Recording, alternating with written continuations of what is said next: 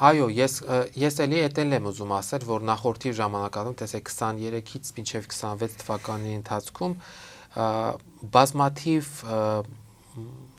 զեկույցներ են գրվել, դաշտադիտարկում է իրական եւ կարծում եմ, որ սա որոշակի առումով ունեցել է իր զսպող նշանակությունը։ Հենց հասկացավ, ադրբեջանական կողմը տեսավ, որ որոշակի թուլացում կա իրեն բանի, նաև Հայաստանն էլ չէ, տեսեք միջազգային հարթակներում Ադրբեջանին այլևս ներկայացնում է որպես խաղաղությանը միտված համատեղ մրցանակներ են ստանում Փաշինյանն ու Ալիևը։ Հետևաբար այդ ֆոնի վրա որ գնաս ու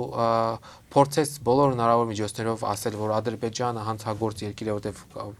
իմ առումով, այնայք որ փորձեմ գնալ եւ խոսել դրա մասին, ասում եմ ինչ կա, բայց պետությունները խաղաղություն են կնքել, ինչի մասին ես խոսում։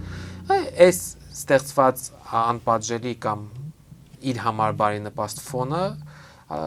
ազատ է արձակել Ադրբեջանի ձեռքերը եւ նրա արդեն փորձը քանդելու է։ Միջև դա օրինակ տեսեք, Քարին տակ համայնքում վերացրել է բոլոր տները, բայց եկեղեցին թողել է կանգուն։ Ինչով սա բացատրել։ Հին եկեղեցի էր, հավանաբար։ Հին եկեղեցի էր, բայց հանգիստ, ասենք եթե այդ եկեղեցին էլ վերացներ, որևէ մեկը, այսպես ասած, Շուշիի կանաչ ժամ եկեղեցին հին չէր, բայց վերացրեց։ Այո։ Ինչ որ զսպող հանգամանք կար, թե խոսելը, բարձրաձայնելը տարբեր հարթակներին այդ տեղեկատվությունը փոխանցելը։ Հիմա տեսնում ենք, որ դա էլ չի։ Ամբողջական հաղորդումը դիտեք մեր YouTube-յան ալիքում։